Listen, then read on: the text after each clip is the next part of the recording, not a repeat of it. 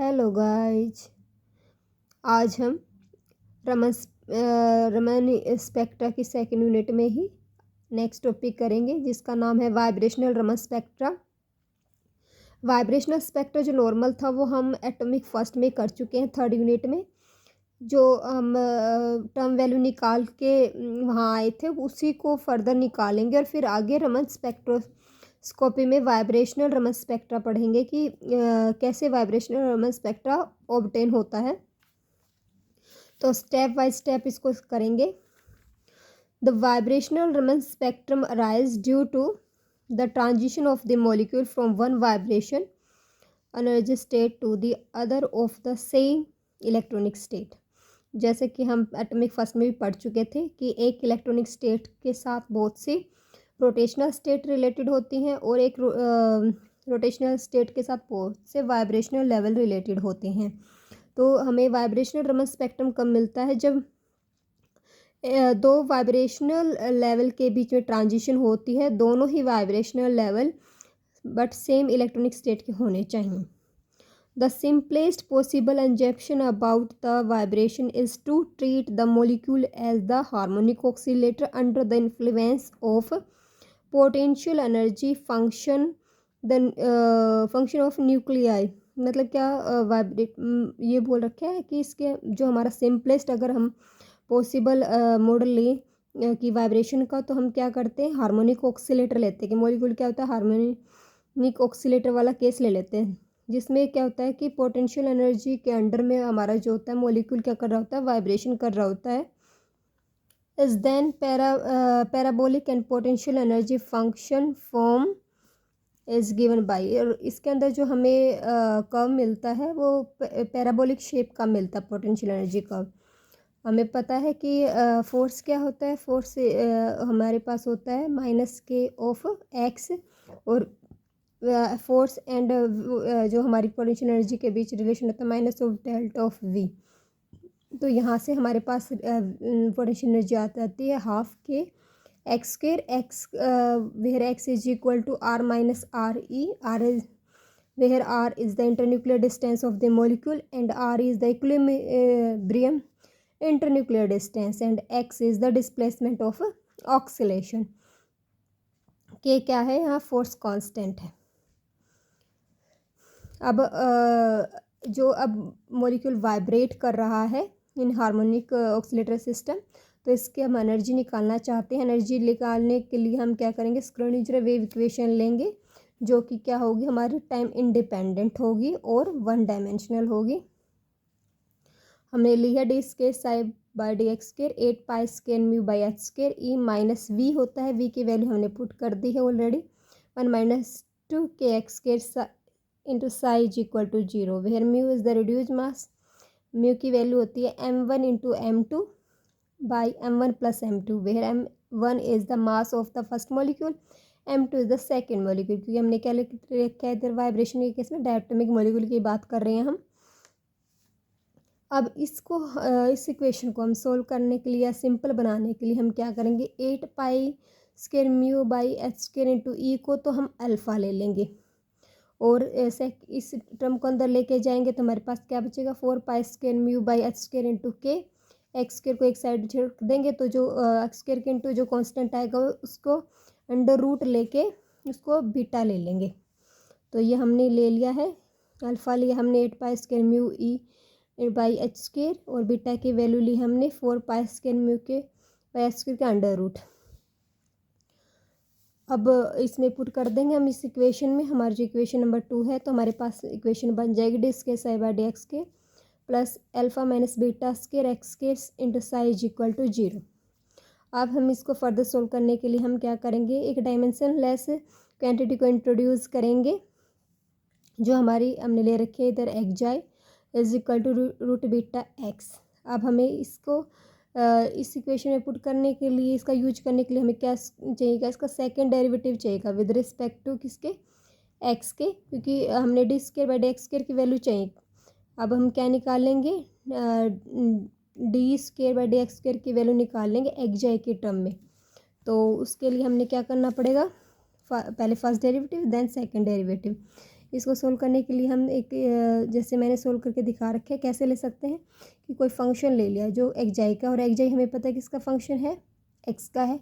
तो अगर हम फंक्शन को एफ को हम एक्स के रिस्पेक्ट में करना चाहते हैं तो क्या होगा, फंक्शन का तो डेरिवेटिव होगा एक्जाई के रिस्पेक्ट में और एक्जाई का एक्स के रिस्पेक्ट में। इसकी वैल्यू हमें पता है रूट क्या है, बीटा है, और इसकी सेम रह जाएगी। तो सेकंड डेरिवेटिव करेंगे तो root beta into root beta beta हो जाएगा और इसका सेकंड डेरिवेटिव हो जाएगा। तो इसीलिए क्या हमने दे रखा है d square by d x square, क्या हो जाएगा, इधर एफ रखोगे तो एफ से एफ कैंसिल कर रखे हैं ऐसे, p is equal to d square by d xi square ऐसे। तो इससे क्या जाए डी स्क्वायर, हम क्या कर देंगे इसकी वैल्यू पुट कर देंगे, D square psi by d x square की वैल्यू पुट कर देंगे। तो हमारे पास इक्वेशन में पुट करने के बाद हमारे पास इक्वेशन क्या बन जाएगी, साई एक्जाई में आ जाएगी beta d square psi by d xi square plus alpha minus beta square xi square by beta psi is equal to 0। देखो इधर भी बीटा है तो हम क्या करेंगे, बीटा से डिवाइड कर देंगे। तो डिवाइड करने के बाद हमारे पास इक्वेशन बनेगी d square psi by d xi square plus alpha by beta minus xi square into psi is equal to 0। अब ये सेकेंड ऑर्डर की डिफरेंशियल इक्वेशन है। तो सेकेंड ऑर्डर डिफरेंशियल इक्वेशन जैसे हम पीडी में और ओडी में करते आए थे, तो हम क्या करते थे, उसका एक सॉल्यूशन निकलता था बाद में सोल्व करने के बाद। तो इसका हम क्या कर लेते हैं, डायरेक्ट एक सॉल्यूशन मान लेते हैं। हमने मान लिया है psi of xi is equal to c where c is the constant and u is function of xi is into में क्या है, एक्सपोनेंशियल टर्म है, एक्सपोनेंशियल की पावर है माइनस एक्जाई स्क्वायर बाई 2। तो ये हमने अब साई ऑफ एक्जाई मान लिया है। तो देखो इस वैल्यू में पुट करने के लिए हमें तो साई चाहिए जो कि हमने मान चुके हैं, बट हमें सेकंड डेरिवेटिव चाहिए। उसके लिए हमने फर्स्ट डेरिवेटिव कैलकुलेट करना होगा। फर्स्ट डेरिवेटिव कैलकुलेट करने के लिए हमने क्या किया, इसको एक्जाई के विद रिस्पेक्ट डिफ्रेंशिएट किया। देखो u इंटू वी का फॉर्मूला लगेगा, सी फर्स्ट का डेरिवेटिव सेकंड से माइनस सी और फर्स्ट से सेकंड का डेरिवेटिव, फिर हम इसका सेकंड डेरिवेटिव कर देंगे। तो इधर भी u इंटू वी का फॉर्मूला लगेगा और इधर एक बार ये कांस्टेंट रहेगा तो इन दोनों ये दो कांस्टेंट रहेंगे, इसका डेरिवेटिव हो जाएगा। तो इसमें थ्री क्वांटिटी है तो एक एक करके हम क्या कर लेंगे, डेरिवेटिव कर लेंगे। तो हमारे पास d square psi by xi square की वैल्यू आएगी सी, फर्स्ट वाइट टर्म के लिए करेंगे तो d square u by d xi square, ये सेम रह जाएगा। तो जो हमारी एक्सपोनेंशियल की पावर है minus xi square by 2 minus c xi d u by d xi, exponential की power minus xi square by 2 c d by d xi into xi exponential की power minus xi square by 2 c into u e exponential की power xi square by 2 and plus c u xi square exponential की power minus xi square by 2।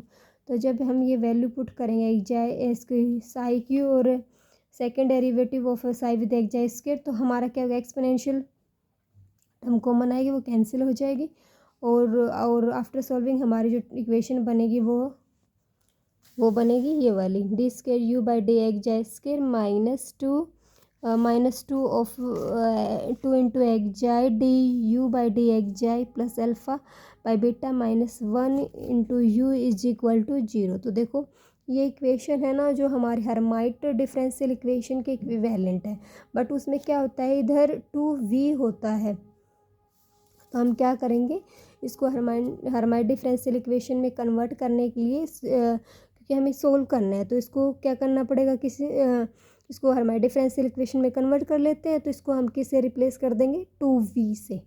तो हमारे alpha by beta minus 1 से को 2v से replace करने के बाद जो हमारी इक्वेशन बनेगी, तो इधर हम u को भी किससे रिप्लेस कर देंगे, हर्माइट फंक्शन से रिप्लेस कर देंगे। v हम यूज कर रहे हैं सबस्क्रिप्ट क्योंकि वाइब्रेशन की बात कर रहे हैं उसको रिप्रेजेंट करने के लिए। तो हमारी इक्वेशन बन जाएगी d square H we एक्जाई by d xi square minus 2 एक्जाई D H we by d xi plus 2v H we किसका फंक्शन है, एक्जाई का इज इक्वल टू 0। अब हमने सॉल्यूशन जैसे माना था डी यू वाली टर्म्स का, तो उसको भी क्या कर लेंगे, कन्वर्ट कर लेंगे हमारा फंक्शन हमने ये सॉल्यूशन माना था ना, तो अब हर्माइट में चेंज कर दिया, तो यू को भी किसे चेंज कर देंगे हम, इधर सॉल्यूशन में भी किसे चेंज कर देंगे, एच से चेंज कर देंगे। तो एच में से चेंज करने के बाद जो हमारी इक्वेशन 4 है वो ए है, जो हमारी इक्वेशन है कुछ ऐसे बन जाएगी, S I of xi c H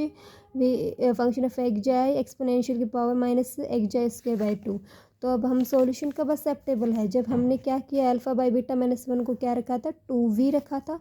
तो अल्फ़ा बाई बीटा माइनस 1 को 2v से रिप्लेस करेंगे तो क्या हो जाएगा, माइनस का 1 इधर +1 इधर जाके +1 हो जाएगा। अल्फ़ा बाई बीटा की वैल्यू हम रख देंगे जो कि हमने फर्स्ट में यूज की थी, और फिर हम क्या करेंगे, जो वैल्यू कटती है उसको काट देंगे। काटने के बाद क्या करेंगे, एक साइड एनर्जी को ले लेंगे और जो फर्दर क्वांटिटी बच जाएंगे उसको सेकेंडरी साइड लेके चले जाएंगे। तो एनर्जी की वैल्यू आ जाएगी हमारे पास h/2π√k/μ v+1/2 where v is the vibrational quantum number. अब h तो एक साइड रख लेंगे, 1/2π√k/μ को हम लिखते हैं फ्रीक्वेंसी ऑफ ऑक्सीलेशन, और इसको बोलते हैं क्लासिकल फ्रीक्वेंसी ऑफ ऑक्सीलेटर। और अब हमारी एनर्जी क्या बन जाएगी, h into frequency of oscillation into v+1/2। This is the allowed energy of the harmonic oscillator where v is the vibrational quantum number which take the integral value mean 0 1 2 3 and ऐसे value ये ले सकता है। अब आपको पता है कि अब हम वेव नंबर की टर्म में एनर्जी को रिप्रेजेंट करना चाहे तो क्या करते हैं, एनर्जी को क्या करते हैं, एच से डिवाइड कर देते हैं। तो हमने जो वेव नंबर फॉर्म है उसको रिप्रेजेंट किया है जी ऑफ वी से, तो वो जी ऑफ वी आ जाएगा E/hc से is equal to v frequency of oscillation by c into v+1/2। Frequency of oscillation by c को हमने रिप्लेस किया ओमेगा से, उसको बोलते हैं हम वाइब्रेशनल कांस्टेंट। इसको क्या बोलते हैं, ओमेगा को वाइब्रेशनल कांस्टेंट। तो हमारा जो वेव नंबर बन जाएगा omega into v+1/2 where v की वैल्यू क्या, अगर 0 1 2 3 रखें तो हमारे पास जो वेव नंबर की वैल्यू है क्या आ जाएगी, 1/2 ओमेगा, 3/2 ओमेगा, 5/2 ओमेगा रिस्पेक्टिवली हमारी आती जाएगी।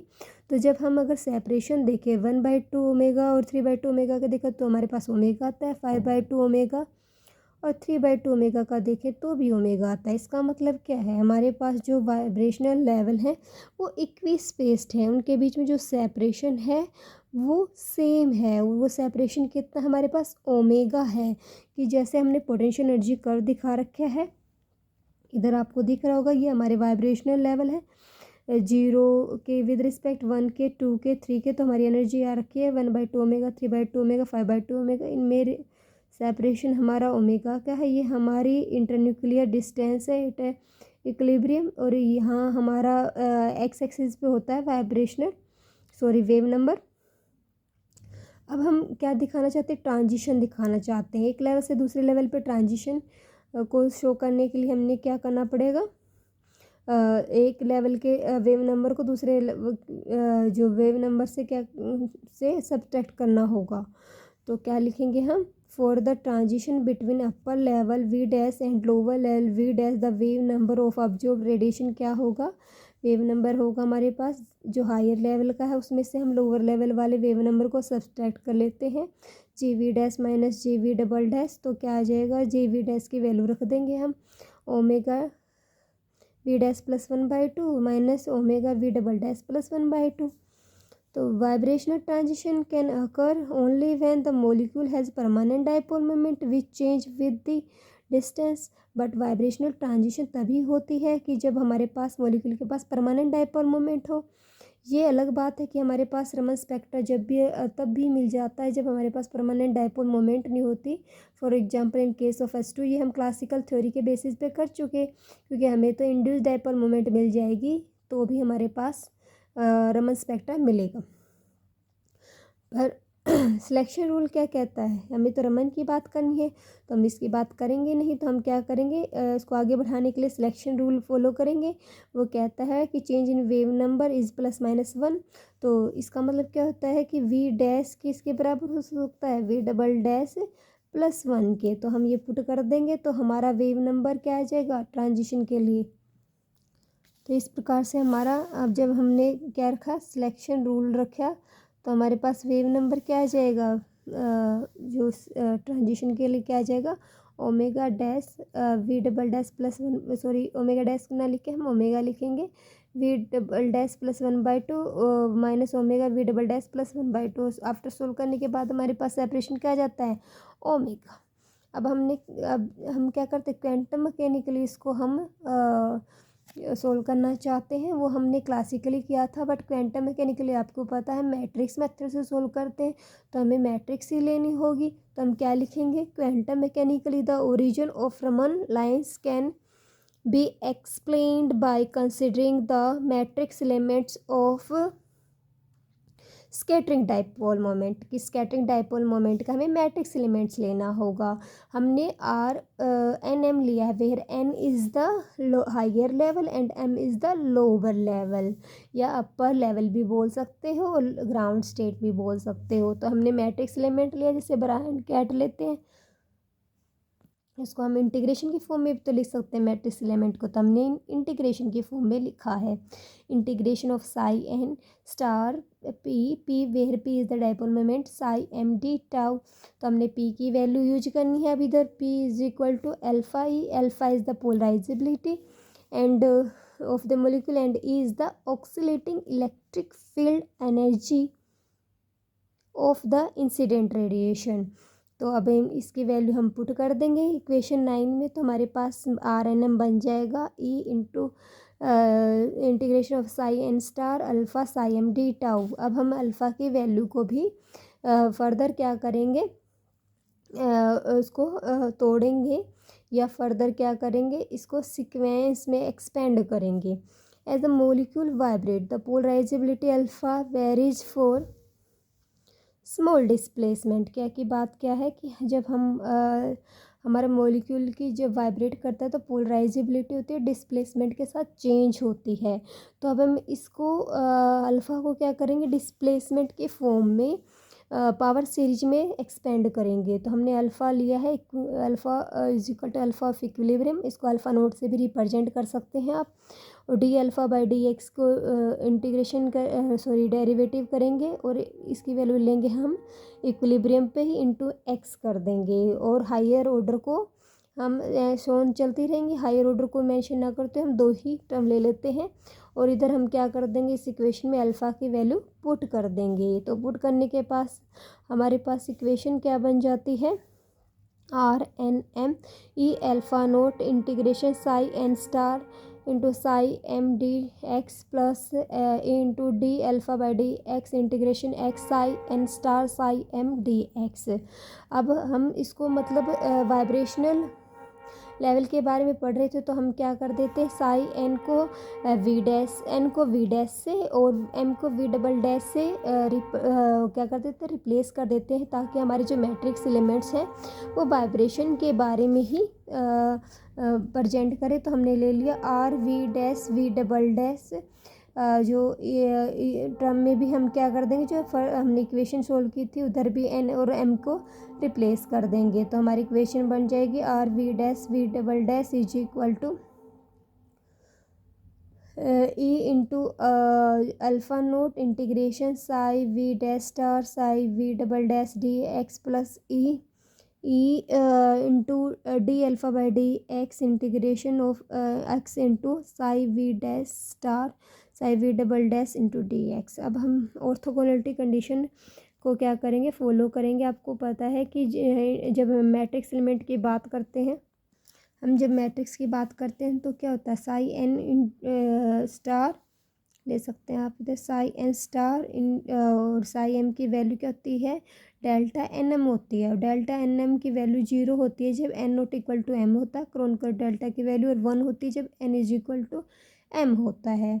तो ये जो है फर्स्ट इंटीग्रल की बात करें, इक्वेशन जो हमारी है 11, इसके ये नॉन जीरो वैल्यू देगा जब v dash is equal to v double dash हो। और हमारा सेकेंड इंटीग्रल के कब नॉन जीरो वैल्यू देगा, जब v double dash plus minus 1 हो। तो जब हमारा क्या देगा, फर्स्ट इंटीग्रल की बात करें तो कब देगा non zero value, v double dash is equal to v dash पे, इसके कोरिस्पोंडिंग हमें क्या मिलेगी, एक्साइटिंग लाइन या रिले लाइन। और सेकंड इंटीग्रल कब देगा नॉन जीरो, जब v dash is equal to v double dash plus minus 1, इस सिलेक्शन रूल से जो हमें लाइंस मिलेंगी, वाइब्रेशनल रमन स्पेक्ट्रम मिलेगा, उसमें क्या मिलेंगी, रमन लाइंस मिलेंगी। इसके से सेकंड वाले से तो रमन लाइंस मिलेंगी, और इससे हमें क्या मिलेगी, जो हमारी हम बात करते हैं रिले लाइन मिलेगी। अब हम क्या निकालना चाहेंगे, वेव नंबर निकालना चाहेंगे फॉर रमन लाइंस। अब हम इक्वेशन यूज करेंगे 7, जिसमें हमने किसकी बात की थी, जो हमने की थी टर्म वैल्यू या वेव नंबर की बात की थी। तो हमने क्या लिखा था, हम निकालना चाहते हैं वेव नंबर फॉर रमन। तो वेव नंबर हो जाएगा nu bar plus minus G of v plus 1 minus G of v. अब बोलोगे कि जी प्लस 1 और G minus G of v कैसे यूज किया, तो हमें एक बार इसको कैसे लिखते हैं ट्रांजिशन के लिए, G v dash minus G of v double dash. और आपको पता है जी वी डैश को क्या लिखते हैं हम फिर सिलेक्शन रूल फॉलो करते हुए, v double dash plus 1 minus G of v double dash, और फिर इसको क्या करते हैं जनरल करने के लिए वी डबल डैश को वी से हम रिप्लेस कर देते हैं। तो हमने वो ही कर रखा है डायरेक्ट, ताकि हम एक आध जो है स्टेप स्किप करें, क्योंकि हमें क्या करना होता है, पेपर में नंबर के हिसाब से लिखना होता है, नहीं तो हमारे पास टाइम कम पड़ जाता है। तो इसलिए मैंने स्किप कर रखा है। आप भी जैसे पेपर में कम नंबर में आता तो आपको स्किप करने पड़ेंगे 1-2 स्टेप। तो ये हमारे पास बन जाएगा G v plus 1 minus G of v. अब क्या होंगे, जी वी प्लस 1 और जी वी की वैल्यू हम पुट कर देंगे, तो हमारे पास क्या आ जाएगा, वेव नंबर आ जाएगा nu bar plus minus omega v plus 3/2 minus omega v plus 1/2। So after solving हमारे पास आ जाएगा wave number for Raman lines is equal to nu bar plus minus omega. इसी से हमें रमन लाइन्स मिलेंगी। अगर हम बात करें, प्लस साइन लेंगे हम बीच में, where wave number for Raman's line, अगर बात करें न्यू बार प्लस ओमेगा है, वो कोरस्पॉन्डिंग टू क्या होगा, एंटी स्टोक लाइन होगा। और हम बात करें वेव नंबर हमारा रमन लाइंस के लिए, न्यू बार माइनस ओमेगा हमारे पास किसके कोरस्पॉन्डिंग होगा, स्टोक लाइन के कोरस्पॉन्डिंग होगा। हमें पता है कि ऑर्डिनरी टेम्परेचर पे क्या होता है, most of the molecule are in V is equal to 0 state and only a very small number of molecule at V is equal to 1 state. Hence the intensity of the anti-Stokes Raman line are less than that of Stokes Raman line, की जो कि हम classical theory में भी explain कर चुके थे कि हमारी, सॉरी क्लासिकल नहीं, हम क्वांटम मैकेनिकल थ्योरी में हमने एक्सप्लेन किया था कि जो एंटी स्टोक रमन लाइंस हैं वो मोर इंटेंस होती है देन स्टोक लाइंस। यही तो हमारी क्लासिकल की कंडीशन आई थी, इसको हमने क्वांटम मैकेनिकली सोल्व किया था। बट हमारा वाइब्रेशनल रमन स्पेक्ट्रा भी ये दिखाता है कि हमारी स्टोक लाइन है वो मोर इंटेंस है, क्योंकि हमें वी जी, जब हम नॉर्मल टेम्परेचर की बात करें तो v is equal to 0 state पे ज़्यादा मॉलिक्यूल एग्जिस्ट करते हैं as compare to v is equal to 1 state पे। अगर हम रिलेशन की बात करें तो अगर रेशो ले हम एंटी स्टोक लाइन का टू द स्टोक लाइन की इंटेंसिटी के साथ, तो इसकी वैल्यू होती है हमारे पास एक्सपोनेंशियल की power minus omega h c by k T. फिर omega is the frequency, h is the Planck's constant, c is the speed of light and k is the Boltzmann constant, T is the temperature. तो ये अगर हम बात करें, यहाँ भी देखा है हमने स्टोक लाइन के केस में भी और एंटी स्टोक लाइन के केस में भी, तो वेव शिफ्ट कितनी है हमारे पास, ओमेगा। तो हम रमन शिफ्ट क्या बता देंगे, रमन शिफ्ट क्या है, as a vibrational Raman shift क्या है हमारे पास, ओमेगा ही है। और हम वैसे भी हमने पीछे किया वाइब्रेशनल जो हमारा स्पेक्ट्रा किया था, तो हमारे पास सेपरेशन कितना था, 21 पेज थे, वो सेपरेशन था हमारे पास ओमेगा। इसीलिए हम कह सकते हैं कि जो हमारे वाइब्रेशनल रमन स्पेक्ट्रा है और जो इंफ्रारेड एब्जॉर्प्शन स्पेक्ट्रा है, दोनों में दोनों एग्री हो रहे हैं, दोनों एक साथ एक जैसी वैल्यू दे रहे हैं। तो हम क्या लिखेंगे, so there is agreement between the vibrating Raman shift and the infrared absorption band of the molecule.